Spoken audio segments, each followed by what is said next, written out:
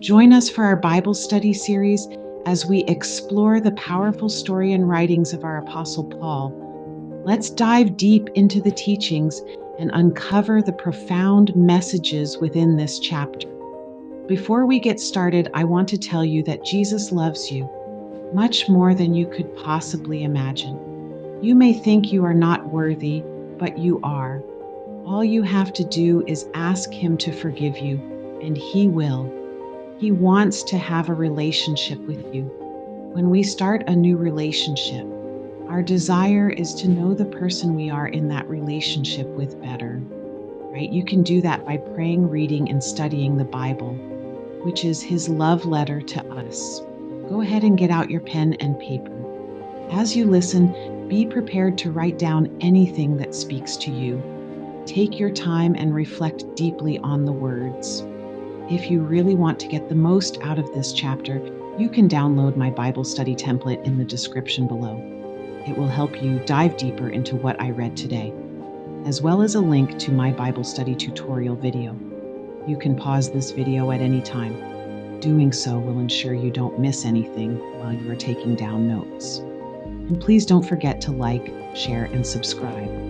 This will ensure you never miss an update. If you want to follow along, you can do so on the YouVersion app using the message Bible. Following along will ensure you get the most out of my reading today. As I read, ask yourself these 5 questions and write them down. S is for sin.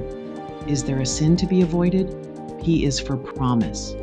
Is there a promise to be claimed? E is for example. Is there an example to follow? C is for command. Is there a command to obey? K is for no.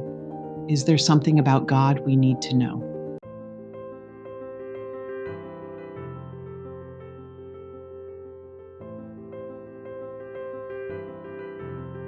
Today I am going to read Acts 28, so sit back and enjoy God's word.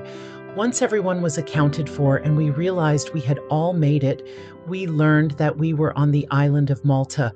The natives went out of their way to be friendly to us. The day was rainy and cold, and we were already soaked to the bone, but they built a huge bonfire and gathered us around it. Paul pitched in and helped. He had gathered up a bundle of sticks, but when he put it on the fire, a venomous snake, roused from its torpor by the heat, struck his hand and held on. Seeing the snake hanging from Paul's hand like that, the natives jumped to the conclusion that he was a murderer getting his just desserts. Paul shook the snake off into the fire, none the worse for wear. They kept expecting him to drop dead, but when it was obvious he wasn't going to, they jumped to the conclusion that he was a god. The head man in that part of the island was Publius.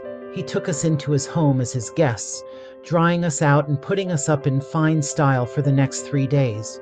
Publius's father was sick at the time, down with a high fever and dysentery. Paul went to the old man's room, and when he laid hands on him and prayed, the man was healed. Word of the healing got around fast, and soon everyone on the island who was sick came and got healed. Rome. We spent a wonderful 3 months on Malta.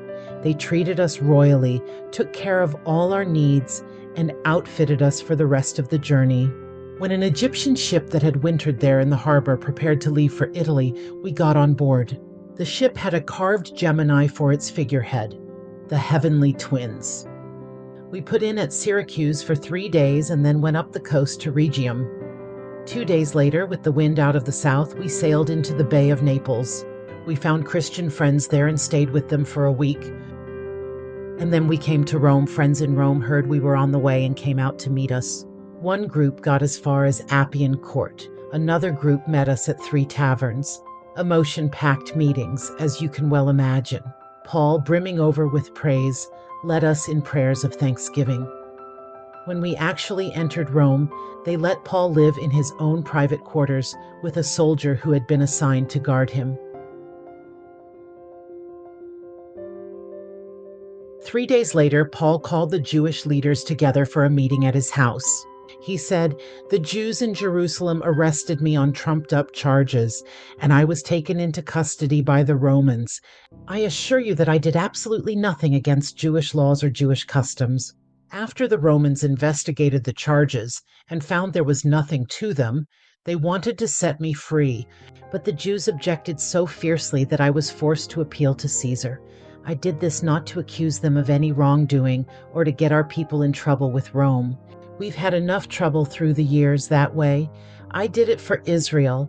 I asked you to come and listen to me today to make it clear that I'm on Israel's side, not against her.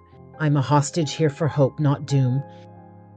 They said, "Nobody wrote warning us about you, and no one has shown up saying anything bad about you. But we would like very much to hear more. The only thing we know about this Christian sect is that nobody seems to have anything good to say about it." They agreed on a time. When the day arrived, they came back to his home with a number of their friends. Paul talked to them all day, from morning to evening, explaining everything involved in the kingdom of God and trying to persuade them all about Jesus by pointing out what Moses and the prophets had written about him. Some of them were persuaded by what he said, but others refused to believe a word of it.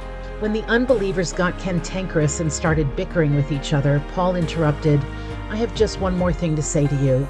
The Holy Spirit sure knew what he was talking about when he addressed our ancestors through Isaiah the prophet. Go to this people and tell them this. You're going to listen with your ears, but you won't hear a word. You're going to stare with your eyes, but you won't see a thing. These people are blockheads. They stick their fingers in their ears, so they won't have to listen. They screw their eyes shut so they won't have to look, so they won't have to deal with me face to face and let me heal them. You've had your chance. The non-Jewish outsiders are next on the list, and believe me, they're going to receive it with open arms." Paul lived for 2 years in his rented house. He welcomed everyone who came to visit. He urgently presented all matters of the kingdom of God. He explained everything about Jesus Christ. His door was always open.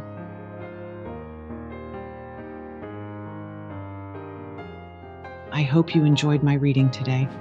Now let's take a moment to review the SPEC method questions again. Ask yourself these 5 questions and write them in your notebook. Reflect on each question carefully and write down your thoughts and insights. S is for sin. Is there a sin to be avoided? P is for promise. Is there a promise to be claimed? E is for example. Is there an example to follow? C is for command. Is there a command to obey? K is for no. Is there something about God we need to know? You can go through the steps in my Bible study template in the link below. Don't forget to like, share, and subscribe. May the Lord bless you and keep you. May the Lord make his face to shine upon you and be gracious to you. And may the Lord lift up his countenance upon you and give you peace. Amen. Thanks for watching.